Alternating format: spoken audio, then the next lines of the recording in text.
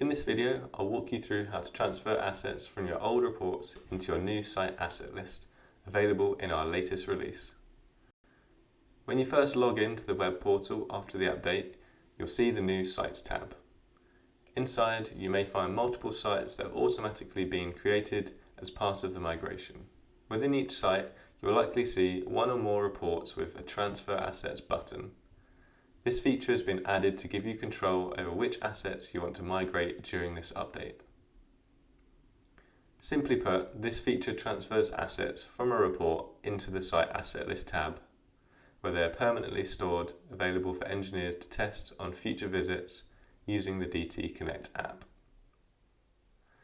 If you have multiple reports from the same site, it's likely that they're testing the same assets. Therefore, you only need to transfer assets from one report to avoid duplicates. Click Transfer Assets to open the pop-up window.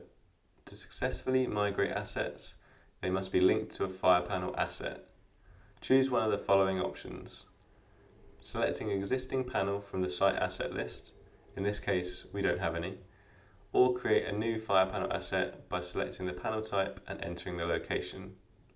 In our case, the panel type has been pre-selected because it's registering the panel asset in the report. So all we need to do is enter location. After selecting your valid option, click Transfer Assets to complete the process. You don't have to transfer assets if you prefer to build your list from scratch.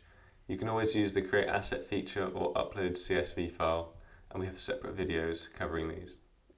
If assets were transferred incorrectly, they can be deleted individually in the Assets List tab. The Transfer Assets button will only appear once per report.